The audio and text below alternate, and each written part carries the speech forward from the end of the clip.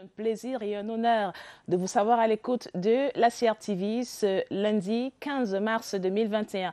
Lundi 15 mars dédié aux droits des consommateurs et aujourd'hui ce sera l'un des sujets au menu de notre page éco autour de 6h40. Nous aurons, vous le savez, tabloïd, la revue de presse présentée ce matin comme de coutume par Isfomuso Lebaga et Gaël Bonozo. À 7h, nous ferons un premier arrêt à la rédaction centrale pour le journal présenté ce matin par Gilbert Onguene. Et vous le savez, à 7h20, c'est un rituel, on parle politique. Et aujourd'hui, dans Politics, Sévéra Legambele va revenir, va nous partager l'évolution des débats au Parlement, puisque la session parlementaire suit son cours depuis le 11 mars dernier. Ce sera l'occasion de savoir si déjà des textes sont sur la table des députés et sénateurs, mais aussi d'avoir des échos du renouvellement des différents bureaux. Nous aurons également des éléments de l'agenda actu de ce lundi avec Martin Bani et Laurel Baté-Eya. Qu'est-ce qui est prévu ce lundi, mais aussi tout au long de la semaine? Ce sera autour de 6h50. Et puis, nous aurons à 7h30 un invité. Il nous vient de Prépavoct, l'institution qui forme et moule les futurs étudiants des grandes écoles étrangères. Va donc organiser une journée porte ouverte mercredi prochain. Il sera là. Hugo Armel Boyogono viendra nous parler des opportunités qu'offre Prépavoct et pourquoi ce serait une bonne option pour les parents qui voient loin pour leurs enfants. Mais d'abord, et si on accueillait tout de suite sur ce plateau Isfomuso Lebaga pour la revue de presse tabloïd. Ifs, good morning. Good morning, Gladys. How are you? I'm good, just the cold. You are so elegant with the cold. Yeah, I had to step up to look like you, just be closer to how you look this morning. Just fool me, fool me. So tell us, what are the major stories in the papers this morning? Yeah, Gladys, the papers are talking about the fight against the coronavirus pandemic. They talk about the Prime Minister who had an interministerial meeting with members of government last week and reiterating of massive testing, especially in the secondary institutions. The papers talk about the doubt and fears of the public concerning the AstraZeneca vaccine that Cameroon is expecting to receive in the weeks ahead. Apart from that, the papers also talk about the new team at the helm of the African Football Federation. Those stories and more are developed in Tabloid, are presented to you this morning, this cold morning, by Isfomuso Lebaga.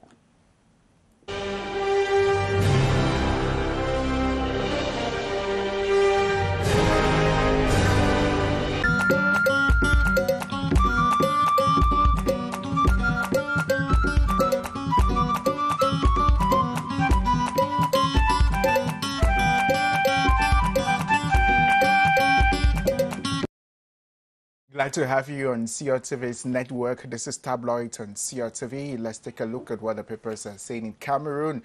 We'll begin with the Lone National Bilingual Daily Cameroon Tribune. Cameroon Tribune talks about the Prime Minister, Head of Government, Joseph Diongute, who has called on the Minister of Public Health to ramp up testing for COVID-19 within the communities and ensure a rapid flow of patients. He made the call in Yaoundé as he presided at a meeting of the Interministerial Committee to monitor and evaluate the government's response strategy against COVID-19. The meeting was organized to take stock of the current situation and adjust response strategies. The session looked at the latest numbers and scrutinized measures taken to curb the spread, especially in the transport sector. Statistics from the Ministry of Public Health indicate that the number of deaths linked to the virus in Cameroon has reached 633. Public Health Minister Manauda Malashi explained that the cumulative number of cases recorded since March last year in Cameroon stands at 42,286 so far. Current figures indicated that 5,291 active cases currently in Cameroon. More in the Lone National Bilingual Daily newspaper, Cameroon Tribune. Meanwhile, the Horizon newspaper says in the face of the recent surge of the coronavirus, the second wave of the coronavirus that is looming In Cameroon, the government has made screening compulsory for secondary schools.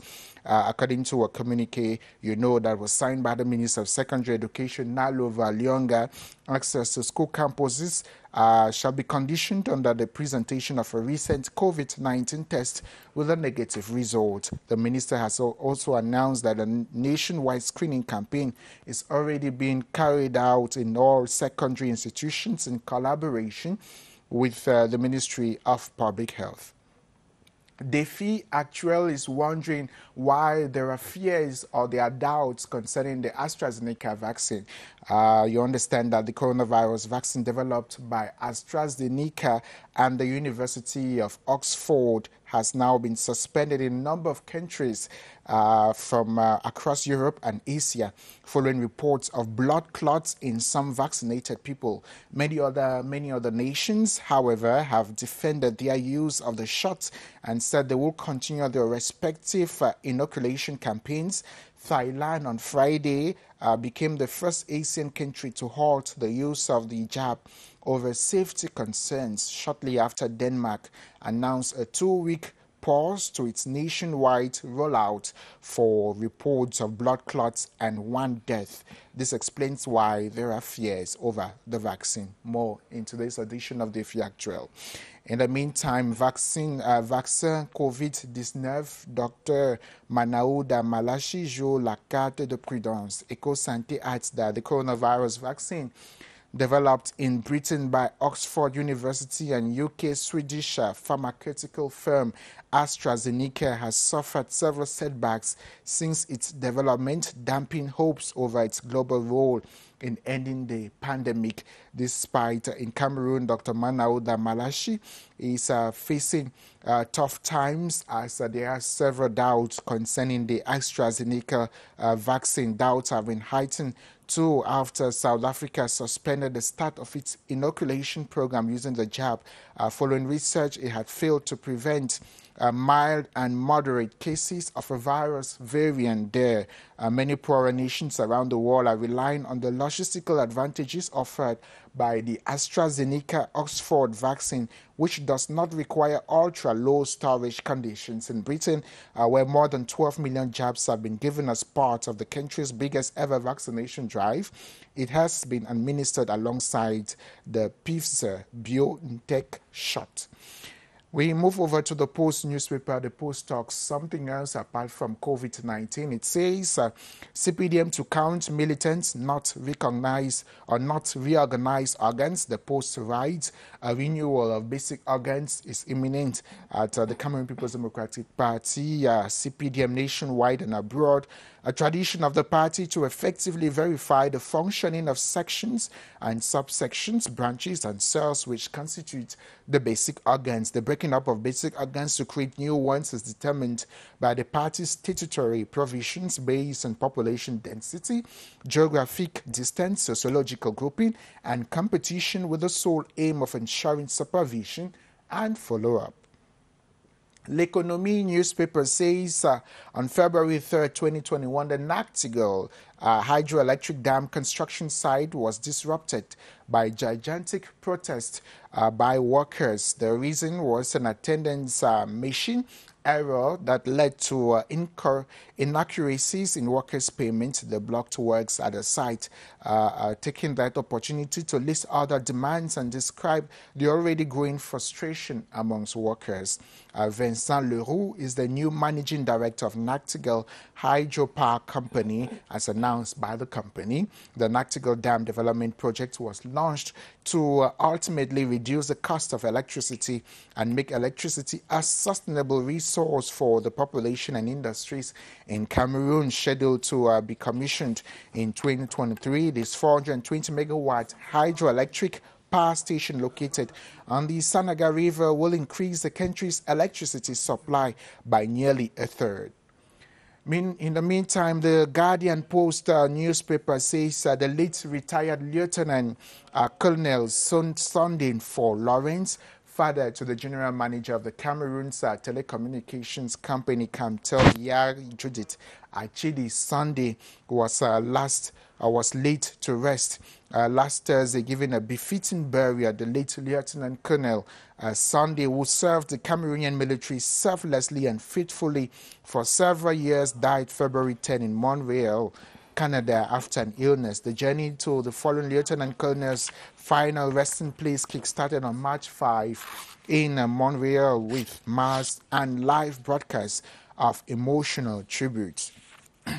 We put an end to tabloids with Cameroon Insider. It says CAF Motsepe now in charge. South Africa's Patrice Motsepe has pledged to visit every angle of every single country in Africa in the next year after being elected unopposed as the new Confederation of African Football president on Friday. The 59-year-old SPAF, the presidency was cleared over the last week when his rival candidates for the presidency withdrew from the race, while another rival, Madagascar Ahmad, was barred from running. Addressing the gathering of Africa's member associations of the elections venue in the Moroccan capital, Rabat, Motsepe stressed his belief in how unity can herald a new era for African football, which has been mired in controversy in recent times.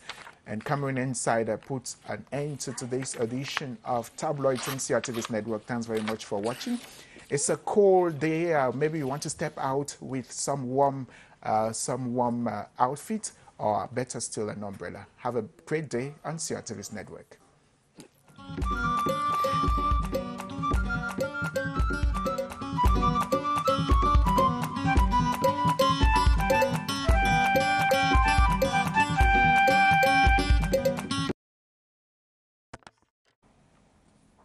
And today, March 15, is Consumer International Day.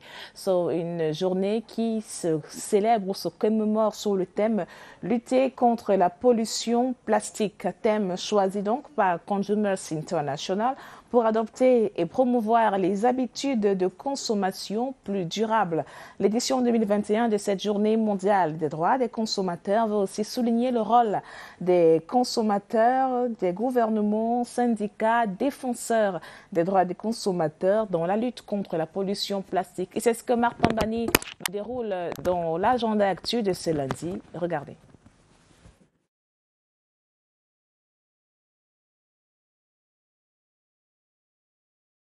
Le ministre des Finances porte à la connaissance du public qu'en vue d'accompagner les contribuables dans le contexte de la crise sanitaire persistante et de la dématérialisation des procédures fiscales, la date butoir pour la déclaration et le paiement des soldes d'impôts au titre de l'exercice 2020 est modifiée.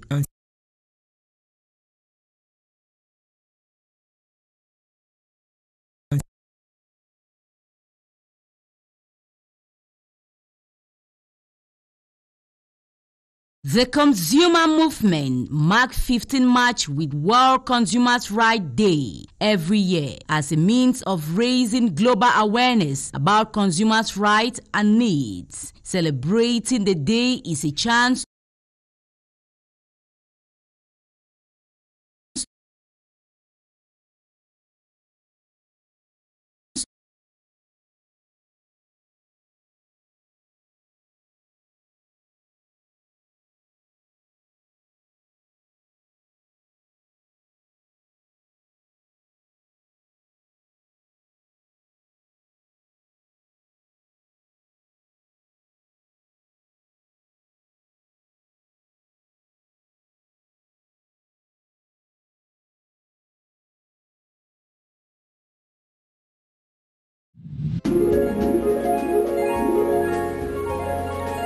CRTV News, ici, toute l'info.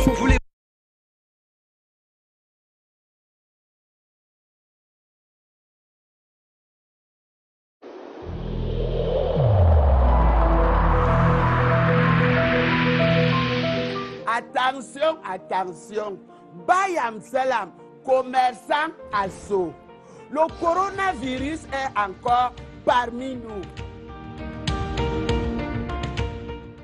Respectons les mesures barrières. Portons le masque chaque fois qu'on a un de nos assauts devant nous. Lavons-nous régulièrement les mains avec de l'eau et du savon.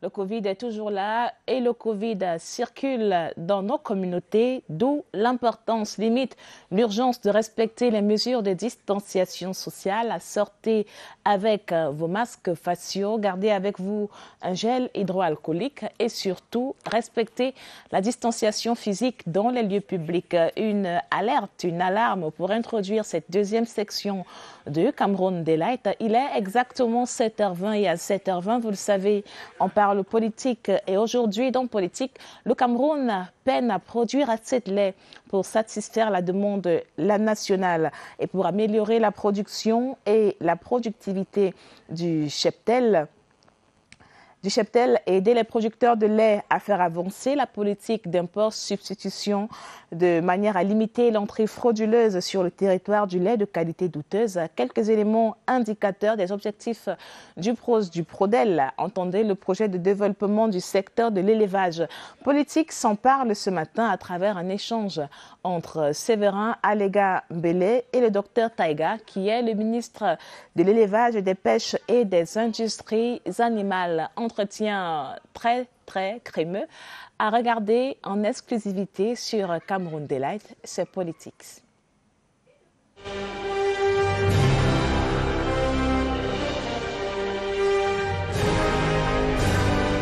Nous parlons du projet de développement de l'élevage au Cameroun.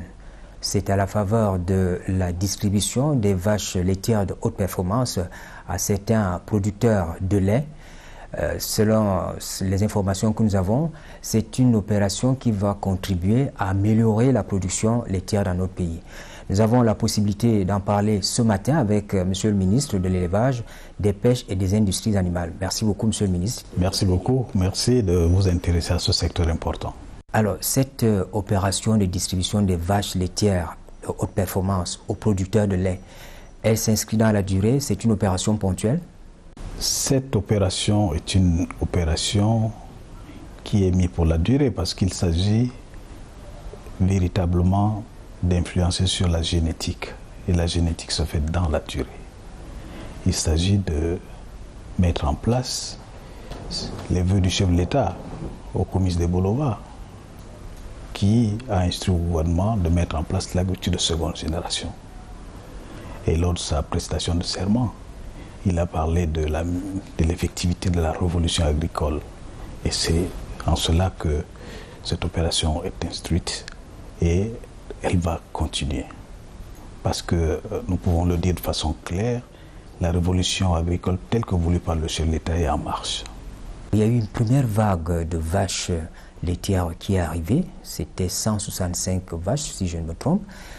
Elles ont été distribuées aux producteurs qui en avaient fait la demande. Qu'est-ce qui justifie le choix des bénéficiaires? Comment ça se fait? Le choix est volontaire. Nous mettons en place un projet de développement. Nous intéressons les éleveurs.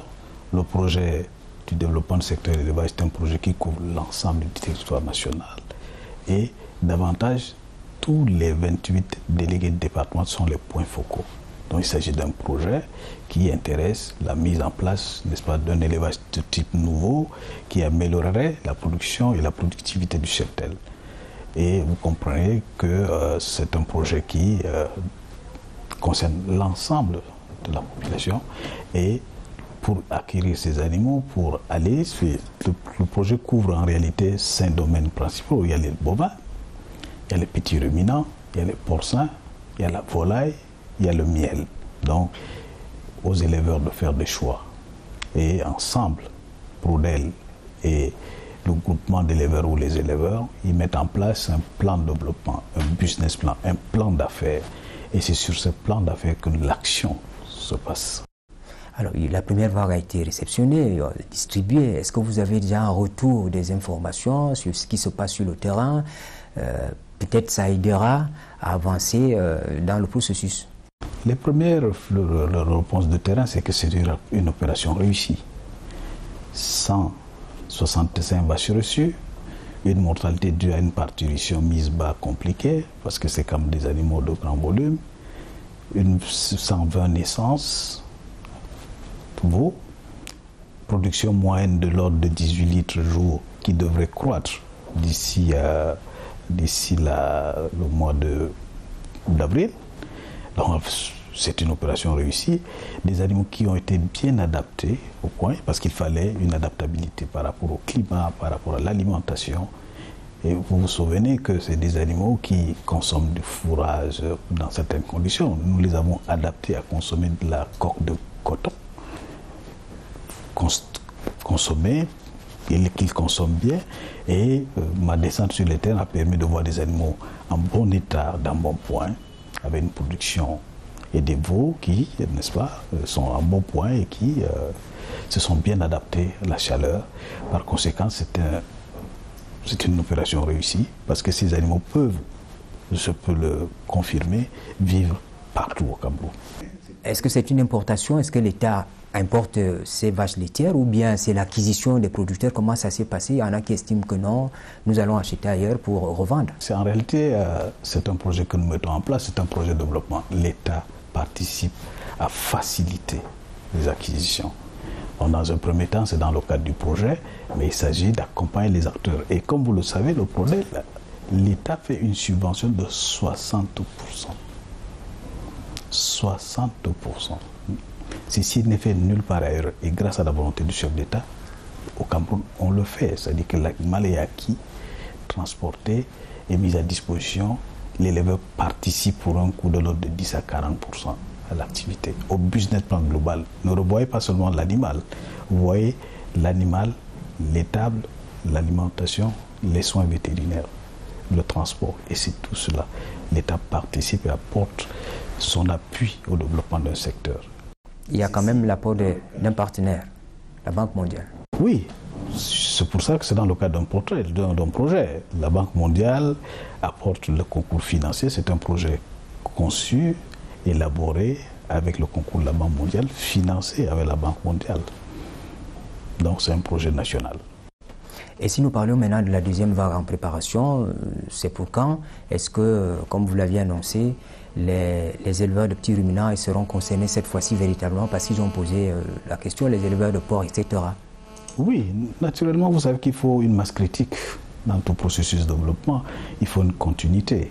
Donc, il y aura sûrement une deuxième vague, peut-être une troisième vague d'ici la fin du projet. Mais il faudrait également, c'est là où j'interpelle le secteur privé, il faudrait un relais.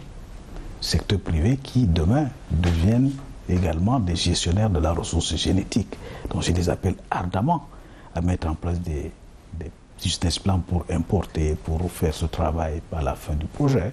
Parce que l'État a fait ce qu'il devrait faire, va continuer à les encadrer. Nous allons mettre en place une législation adaptée à ce type d'action pour favoriser que le secteur privé s'insère dans le dispositif de pérennité de cette action. Les petits ruminants sont concernés, les porcs. Je peux déjà vous le dire, ce matin, une équipe est en partance pour Kounden où nous sommes en train de réfectionner les bâtiments qui devraient accueillir les prochaines vagues de porcelets, améliorer également. Les petits ruminants, nous le mettons en programmation. Ceci pourrait également être fait en fonction de l'évolution de la situation financière du projet, notamment la mise en place de tous les business plans. Parce qu'il faut financer tous les secteurs, les segments de cela. Mais j'assure que les petits ruminants sont concernés, les porcs sont concernés. Je vous écoutais sur le terrain. Votre vœu, c'était que les Français qui ont accompagné ces vaches laitières ici, qu'ils puissent revenir, prenant ce que nous aurons produit ici pour amener chez eux. Ça peut se faire? Nous sommes dans une dynamique de relation. Je pense que c'est une relation gagnant-gagnant et très bonne coopération française. Nous avons fait adapter ces animaux. C'est une expérience également. Ils viendront voir l'expérience de l'adaptabilité de leurs animaux, de la génétique de leurs animaux. Pourquoi pas demain que le Cameroun devienne également un pays qui exporte ces animaux adaptés. Pourquoi pas? Monsieur le ministre, il y a une politique qui est appliquée au sein du gouvernement. On parle de la politique d'import-substitution. Cela est valable pour l'agriculture que pour l'élevage. Il faut davantage aider les producteurs à vivre de leur travail ici. Comment ça s'implémente dans vos départements ministériels? Nous parlons du lait. Voilà un exemple de politique d'import-substitution. L'objectif à terme est de baisser l'importation de lait et de voir le Cameroun exporter du lait. Pourquoi pas? C'est ça la politique d'import-substitution, réduire la dépendance du Cameroun. Et ici, notamment, en ce qui concerne l'élevage, en lait, en poisson essentiellement. Donc, les actions qui sont en cours aujourd'hui au ministère visent effectivement, pour le lait, à l'amélioration génétique, à travers l'importation, mais également des opérations d'insémination artificielle qui devraient prendre le relais. Pour le poisson, il s'agit de développer davantage l'aquaculture nationale. Et sur instruction du Premier ministre du gouvernement, des appels d'offres ont été lancés et nous avons, pour une première vague, obtenu 80 candidats qui veulent se lancer dans la production des privés. Il faut bien le situer, des privés qui veulent se lancer dans la production aquacole. Je crois savoir qu'il y a 2 jours, il y a eu également une deuxième vague d'une liste additive qui s'allonge et nous encourageons ce secteur, nous encourageons ces promoteurs privés parce qu'en réalité, c'est le secteur privé qui doit être la dynamique du développement du secteur, du développement de l'économie. Et cette import-substitution, c'est avec ces privés. Et nous les encadrons, nous mettrons en place les cadres de réglementation et nous donnons des facilités quand c'est possible.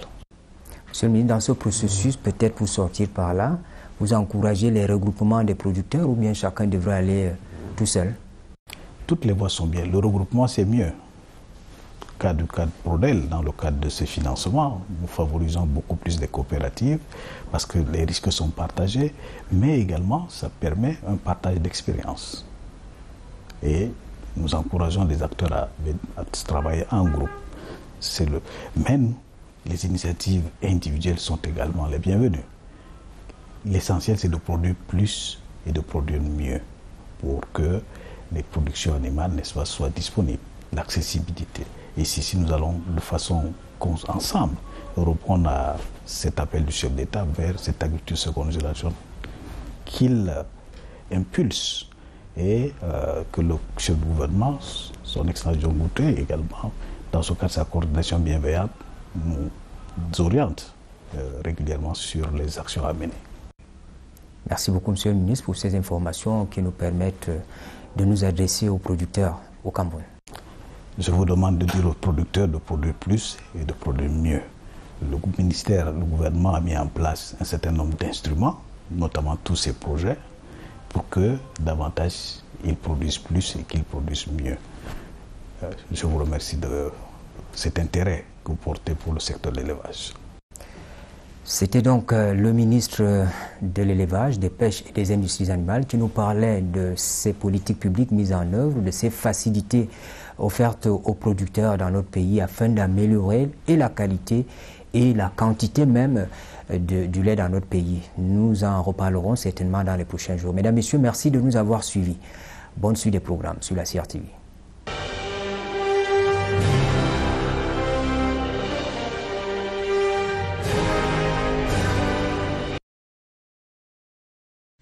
Le ministre des Finances porte à la connaissance du public qu'en vue d'accompagner les contribuables dans le contexte de la crise sanitaire persistante et de la dématérialisation des procédures fiscales, la date butoir pour la déclaration et le paiement des soldes d'impôts au titre de l'exercice 2020 est modifiée ainsi qu'il suit. Contribuables relevant de la direction des grandes entreprises, le 31 mars au lieu du 15 mars 2021. Contribuables relevant des centres des impôts des moyennes entreprises et autres centres spécialisés des impôts le 15 avril au lieu du 15 mars 2021. Contribuables relevant des centres divisionnaires des impôts le 30 avril au lieu du 15 mars 2021.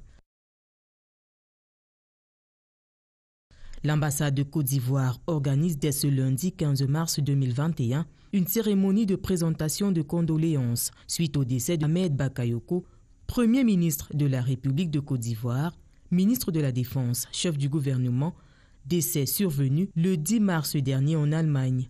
La cérémonie aura lieu au siège de l'ambassade au quartier Bastos. Le Cameroun se joint à la communauté internationale pour célébrer ce lundi la Journée mondiale des droits des consommateurs. Cette 36e édition a pour thème « Lutter contre la pollution plastique ». Il sera question cette année de sensibiliser et inciter les consommateurs du monde entier à adopter et promouvoir des habitudes de consommation plus durables. Occasion pour les défenseurs des consommateurs, les gouvernements et les entreprises de lutter contre la pollution plastique qui est un problème mondial.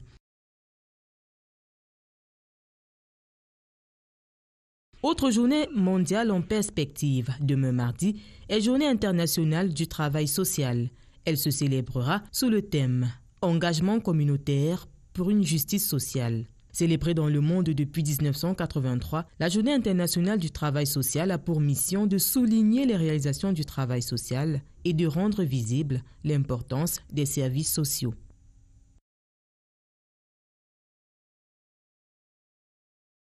The Consumer Movement marks 15 March with World Consumers' Rights Day every year as a means of raising global awareness about consumers' rights and needs. Celebrating the day is a chance to demand that the rights of all consumers are respected and protected, and to protest against market abuses and social injustice which undermines those rights. World Consumer Rights Day was inspired by President John F. Kennedy, who sent a special message to the U.S. Congress on 15 March 1962, in which he formally addressed the issue of consumers' rights. He was the first world leader to do so. The consumer movement first marked that date in 1983 and now uses the day every year to mobilize action in important issues and campaigns.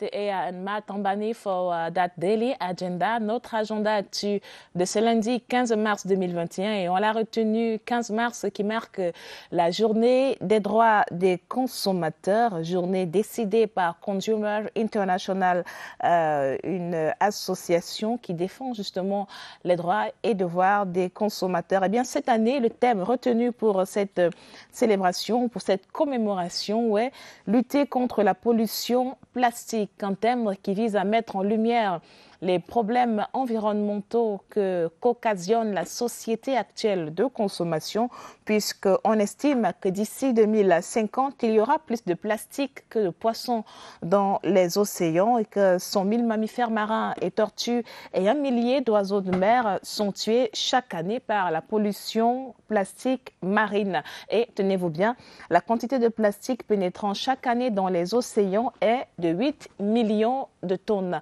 On aura l'occasion d'en reparler sur Cameroun Délat, mais je me lève pour accueillir sur ce plateau notre Madame Tabloïd. Gaëlle Bonozo est ici pour vous servir les manchettes du jour. Gaëlle, bonjour. Bonjour Gladys, bonjour à tous. Le week-end a été? Très bien. Ça se voit. En tout cas, on démarre la semaine en forme. On démarre la semaine en forme ce lundi. Et qu'est-ce qu'il y a dans les journaux justement pour démarrer la semaine, pour donner le ton de cette semaine du 15 mars?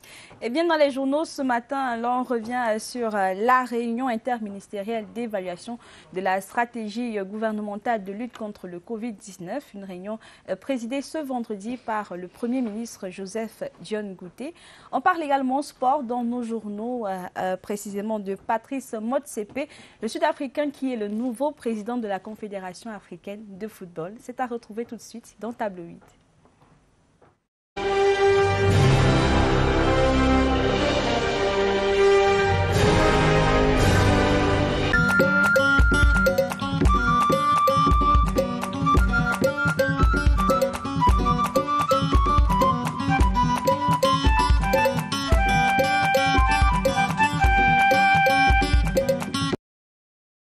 Lundi 15 mars 2021, ravi de vous retrouver pour votre revue de presse quotidienne tabloïd.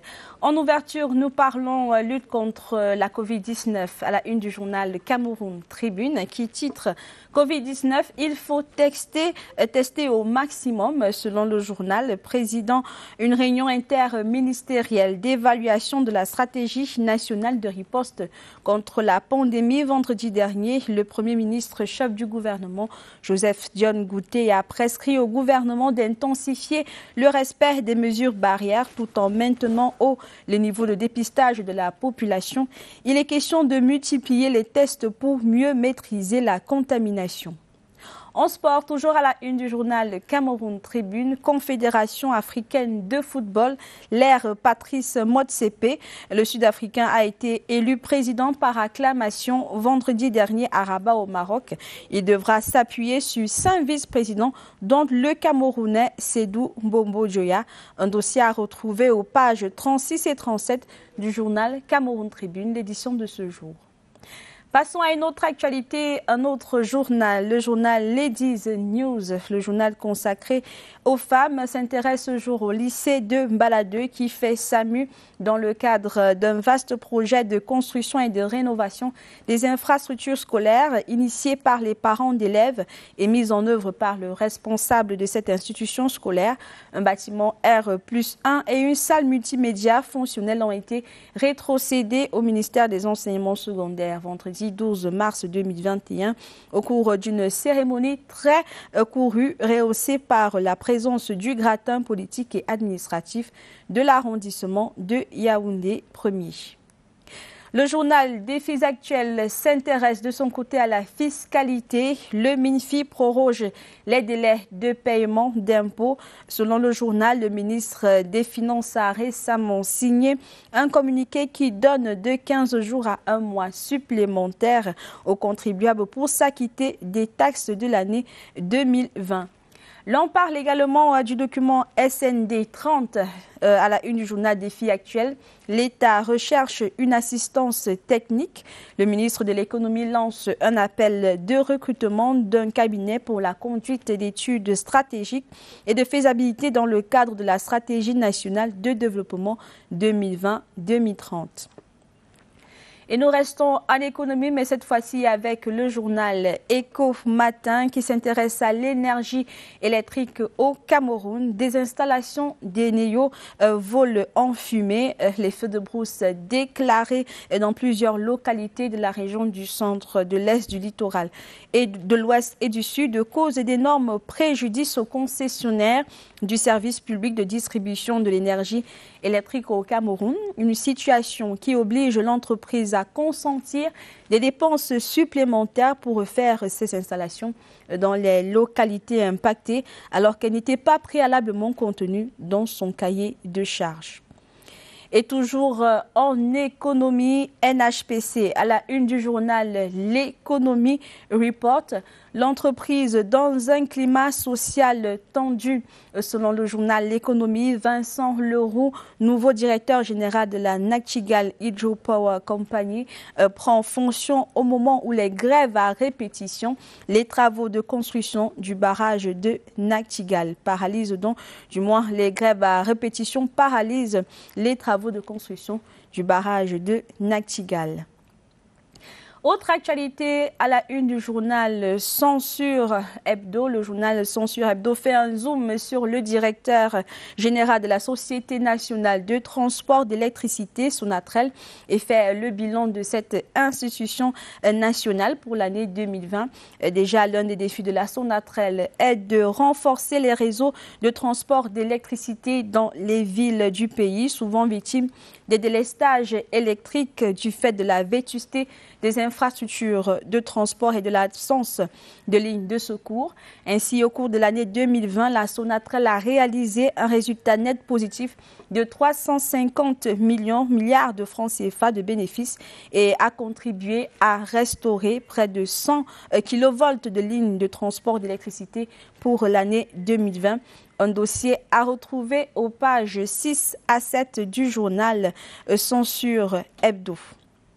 Le journal Censure Hebdo s'intéresse également ce jour à la décentralisation et publie l'avertissement du ministre Georges Elanga Obam, ministre de la décentralisation et du développement local, au sujet des maires qui désertent leur poste de travail.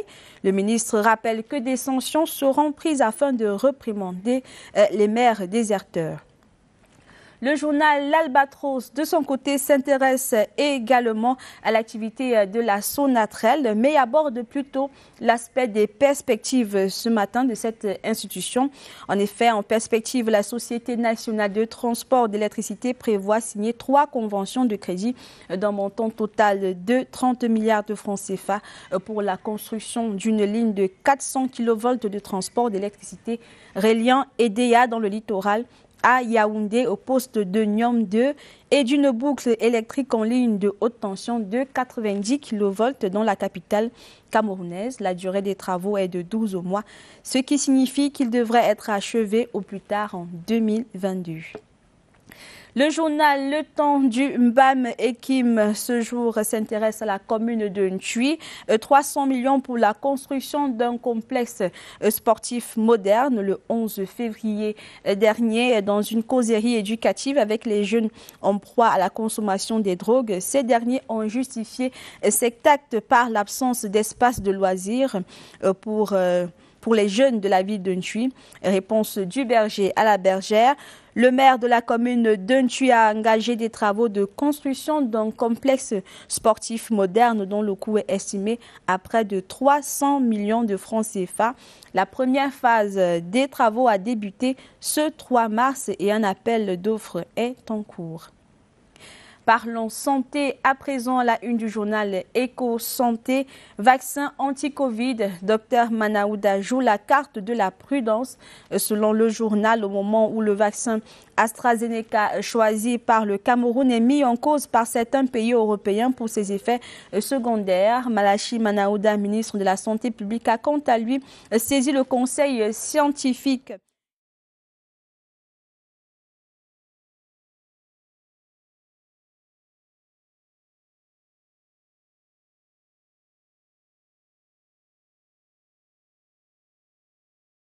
C'est ce qu'affirme le journal Éco-Santé, l'édition de ce jour.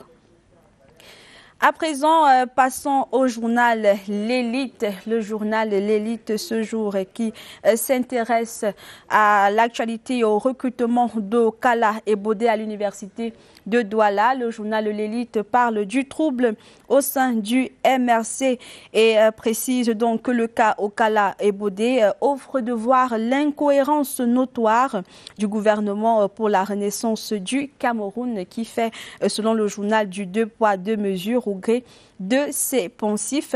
Et afin de comprendre cette duplicité de langage du MRC, la rédaction du journal L'Élite est allée interroger le docteur Michel Oyane, HDR en sciences politiques et études internationales, enseignant-chercheur à l'université de Yaoundé 2, un dossier que vous pourrez retrouver à la une du journal L'Élite, l'édition de ce jour. Autre actualité, autre une, la République Presse, promotion de l'artisanat, la région de l'Ouest dotée d'un village artisanal. Le journal La République Presse précise qu'en procédant le 10 mars dernier à l'inauguration du village artisanat de la région de l'Ouest, le ministre des Petites et Moyennes Entreprises, de l'économie sociale et de l'artisanat, Achille Basili-Keng III, vient de clore la page de construction des villages artisanaux dans les régions, désormais dotées de cet outil de promotion de l'artisanat. Les régions peuvent implémenter leur politique locale dans ce secteur, dont l'importance de la culture et de l'économie du Cameroun, qui est donc incontestable. Voilà, c'est le journal La République Presse qui nous permet de mettre un terme à cette édition de Tabloïd. Merci d'avoir été des nôtres et de poursuivre sur nos antennes.